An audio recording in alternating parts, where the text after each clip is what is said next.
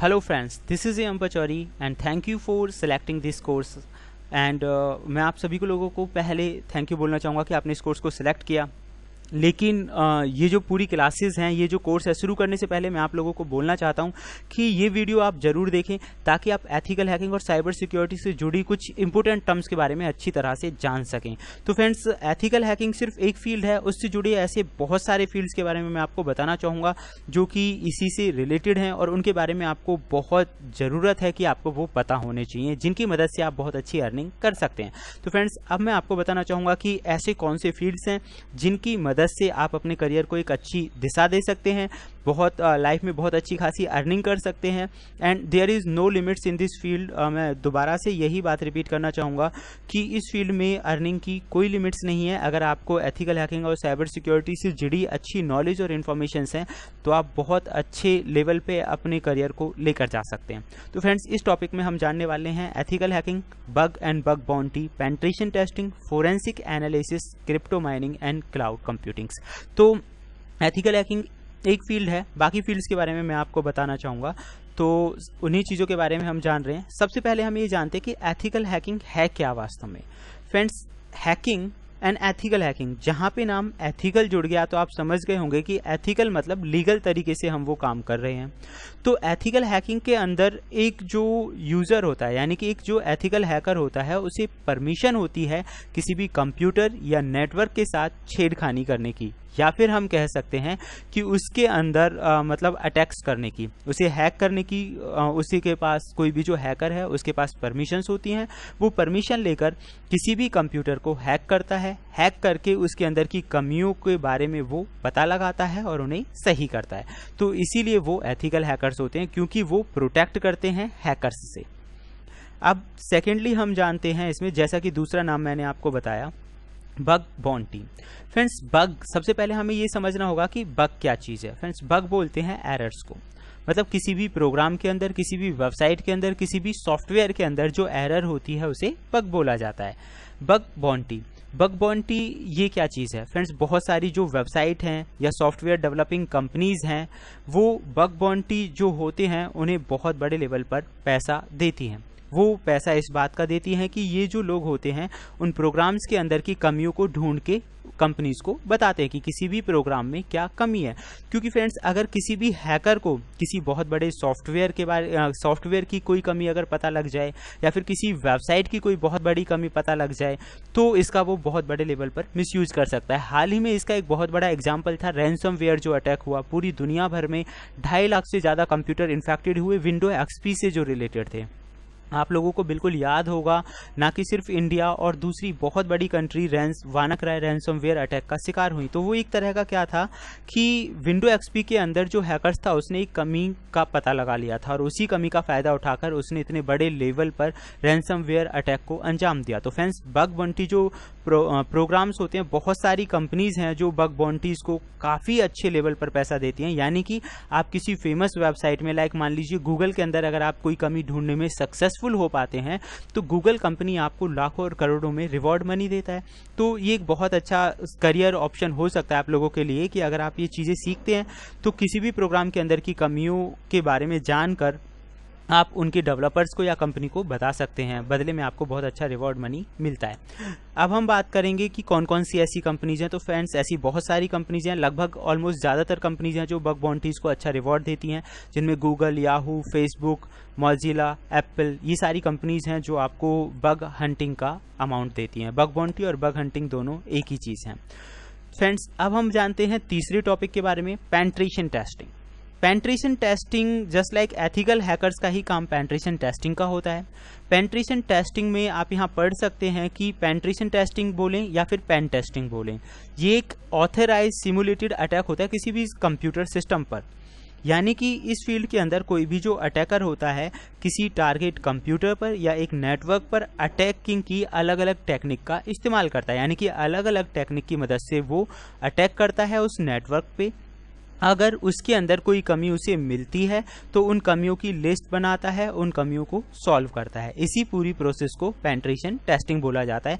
बहुत बड़ी बड़ी जो कंपनीज हैं, एप्पल, गूगल, याहू, फेसबुक जैसी जो कंपनीज हैं, इनके पास भी पेनिट्रेशन टेस्टर्स होते हैं जो किसी भी प्रोग्राम्स की कमियों को ढूंढ के या पता लगा के उन्हें सही करते हैं और बदले में उन्हें काफ़ी अच्छा अमाउंट मिलता है। इसी बात का आप चाहें तो किसी पर्टिकुलर कॉलेज को सिक्योरिटी प्रोवाइड कर सकते हैं। सिक्योरिटी प्रोवाइड करने का मतलब है कि उसके पूरे नेटवर्क को सिक्योर कर सकते हैं ताकि कोई हैक ना कर सके। ये ही एक पेनिट्रेशन टेस्टिंग का हिस्सा है। अब हम दूसरे फील्ड्स के बारे में जानते हैं। एक और फील्ड है फोरेंसिक। फ्रेंड्स, फोरेंसिक भी एथिकल हैकिंग जैसे फील्ड से जुड़ा हुआ एक पार्टी है। फोरेंसिक आपने बहुत बार सुना होगा, ज़्यादातर मूवीज़ के अंदर आपने सुना होगा फोरेंसिक एनालिसिस होनी है, फोरेंसिक लैब में ये चीज़ जाएगी, या फिर सीरियल्स वगैरह में भी आपने देखा होगा। तो मैं आपको बताना चाहूँगा कि यहाँ पे जो फोरेंसिक होती है, इस फोरेंसिक का सीधा जो मतलब होता है वो होता है कंप्यूटर और मोबाइल फ़ोन से जानकारी इकट्ठा करना। कई बार बहुत बड़ी बड़ी आतंकवादी जो गतिविधियाँ होती हैं और जब उन्हें पकड़ा जाता है तो बदले में उनके जो लैपटॉप या मोबाइल फ़ोन जो हाथ लगते हैं तो उनसे सबूतों को कलेक्ट करने का जो काम होता है वो फोरेंसिक एक्सपर्ट्स का होता है। यानी मोबाइल फ़ोन से कॉल डिटेल्स निकालना, या फिर कंप्यूटर से कोई भी मैसेज भेजा गया है, या फिर कोई फाइल तैयार की गई है, या फिर पूरी कंप्यूटर जो है वो फॉर्मेट कर दिया, फिर भी हमें सबूत इकट्ठा करने हैं। तो इस तरह का जो काम है वो फोरेंसिक एनालिसिस के अंदर होता है। फ्रेंड्स, ये भी एक बहुत बेहतरीन करियर अपॉर्चुनिटी हो सकती है क्योंकि फोरेंसिक एनालिसिस वालों को काफ़ी अच्छे अमाउंट में पैसे मिलते हैं और फ्यूचर के लिए बहुत अच्छी और बेहतरीन चीज़ है।